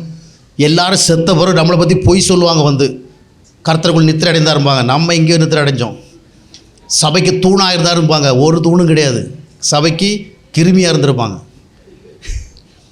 நம்ம செத்த பிறகு நமக்கு நிறைய பேர் நல்லா வாழ்த்தலாம் சொல்லி பொய் சொல்லுவாங்க. புரியுதா? நம்ம கேட்க மாட்டோம்ல, நமக்கு இருக்க மாட்டோம். அதனால் வாழ்கிற வேலையில் நம்ம பற்றி உண்மை என்ன செய்யணும்? சொல்லணும். அப்போது 4 நாள் வாழ்ந்தாலும் நல்ல சுபாவத்தோடு வாழ்ந்து முடிக்கணுங்கிற ஒரு இலக்கு வேணுங்க. எத்தனை வருஷம் வாழ்றதுன்னு மேட்ரு கிடையாது. இருந்த நாள் வரைக்கும் நல்லா வாழ்ந்தோம். நல்லா வாழ்ந்தோம் என்ன, நல்லா சாப்பிட்டோம், நல்லா உடுத்தோம், அப்படி இல்லை. நல்ல விதமாக பழகணும், நல்ல விதமாக பேசணும், நல்ல பண்புடு வாழ்ந்தோம். சுபாவங்களை குறித்த ஒரு இலக்கு வேணும். மூன்றாவதாக இந்த சுபாவங்களுடைய இறுதிப்படி, இப்போ உங்களுக்கு நான் ஒரு செய்தி சொல்லிவிட்டு அடுத்தது மூவ் பண்ணுறேன். நான் இந்த பாயிண்டோடு முடிக்கிறேன். செய்தி இதோடு முடிவடைகிறது. இத்துடன் முதல் செஷன் என்ன செய்கிறது? முடிவடை. இறுதி பகுதி வந்துவிட்டோம். அந்த கடைசி பகுதி என்னன்னு சொன்னால், நம்ம சுபாவங்களை குறித்த இலக்கு வேணும், சுபாவங்களை குறித்த முயற்சி வேணும். எல்லாவற்றுக்கும் மேலாக இவைகளெல்லாம் நம்ம ப்ராக்டிஸ் பண்ணணும்னா, இதெல்லாம் ரியலைஸ் பண்ணணும்னு சொன்னால், இதையெல்லாம் நம்ம வாழ்க்கையில் அனுபவிக்கணும்னா we need the fellowship of Christ. யோவான் 15:8 என்ன சொல்லுகிறது? ஒருவன் என்னில் நிலைத்திருந்தால் அவன் மிகுந்த கனிகளை கொடுப்பான், பிதா மகிமைப்படுவார். என்னை இல்லாமல் உங்களால் ஒன்றும் செய்ய முடியாது. ஒரு ஐக்கியத்தோடு இருக்கும் பொழுதாங்க நமக்கு நல்ல சுபாவம் வரும். ஒரே ஒரு எக்ஸாம்பிள் சொல்லி முடிக்கிறேன். ஒரு பையன் இருக்கிறான், அவருக்கு அப்பா இருக்கிறார். அப்பாவோடு இருக்கும் பொழுது இவனுடைய நடவடிக்கை எப்படி இருக்கும்னு யோசித்து பாருங்கள். ஆனால் இந்த அப்பா இருக்கிறது சென்னை ஆவடியில், பையன் இருக்கிறது எங்கே இருக்கிறான்? அவன் கோயம்புத்தூரில் இருக்கான்னு வச்சுங்களேன். கோயம்புத்தூரில் இருக்கிற பையன், அப்பா இருக்கிறது ஆவடி. இப்போ பையன் எப்படி இருப்பான் சொல்லுங்கள்? அவன் எப்போ நல்லவனாகவும் தெரியுமா? வீக்கெண்டில் வீட்டுக்கு வருவாங்களா? அப்பா இருக்கிறவங்கள இஸ் வெரி குட். அப்பா ஊருக்கு வெளியே போயாச்சுன்னா அவன் வாழ்க்கை முறையே வேறு. ஏன் அதை அப்படி இங்கே ஒரு விதமாக வாழ்கிறான், அங்கே ஒரு விதமாக வாழ்கிறான்? பயமா? ஐக்கியம் இல்லை. ஒரு அப்பா பக்கத்தில் இருக்கிறாரு, அம்மா பக்கத்தில் இருக்கிறாங்கன்னு சொன்னால் அவனுடைய பலவிதமான சுபாவ நடவடிக்கைகள், செயல் நடவடிக்கைகள் கட்டுப்படுத்தப்படுகிறது. அவன் அந்த நேரத்தில் என்ன பண்ண மாட்டான், இதை செய்ய மாட்டான். அப்பா இருக்கிறார், அம்மா இருக்கிறார். அந்த அவேர்னஸ் இல்லாதனால அவன் என்ன செய்கிறான்? இந்த எல்லைக்கு அப்பால் போகும் பொழுது என்ன செய்கிறான்? அந்த உறவின் எல்லைக்கு அப்பால் போய் நிற்கும் பொழுது அவன் தான் தோறித்தனமாக வாழுகிறான். அப்பா பார்க்க போகிறான், அம்மா பார்க்க போகிறாங்க, ஊரில் போகிற நல்ல பிள்ளையே வேஷம் போட்டுக்கலாம் நம்ம அப்படிங்கிற மாதிரி வந்துடுறான். அப்போ நமக்கு என்ன, what is lacking? The fellowship. அதே போல் தான் கர்த்தருடைய ஐக்கியத்தோடு நம்ம வாழ்ந்தால், கர்த்தரோடு இருக்கும் பொழுது நல்ல சுபாவத்தை தான் நம்ம விரும்புவோம். அங்கே உட்காந்துட்டு போய் சொல்ல மாட்டோம், அங்கே இருந்து வெறுக்க மாட்டோம், விரோதிக்க மாட்டோம், கசக்க மாட்டோம், எரிச்சல் அடைய மாட்டோம், பெருமைப்பட மாட்டோம். ஏன்? we are with God. We are enjoying the presence of God. We have the awareness that we are in the relationship of God. அது வருது. அப்போ ஐக்கியத்துக்குள் வாழுங்கள். எனவே அருமையானவர்களே, வாழ்க்கை முறைகளிலே மாற்றங்கள், அந்த வாழ்க்கை முறை மாற்றங்கள் தான் உங்களுடைய வாழ்க்கைக்கு ஆசீர்வாதத்தை கொண்டு வருகிறது. அங்கு தான் சமாதானம், அங்கு தான் சந்தோஷம், அங்கு தான் நம்பிக்கை. அந்த விதமாக வாழ்க்கை முறையில் மாற்றங்களை தேடுங்கள். அந்த மாற்றங்களை கொடுக்க ஆண்டவர் எப்பொழுதும் ஆயத்தமாக இருக்கிறார். ஆண்டவருடைய உறவோடு வாழுங்கள், ஆண்டவருடைய ஐக்கியத்தோடு வாழுங்கள். கர்த்தர் உங்களுடைய வாழ்க்கை முறைகளை மாற்றுவார். அதனால் உங்களுடைய வாழ்க்கை மாறி நீங்கள் ஆசீர்வாதமாக இருப்பீர்கள்.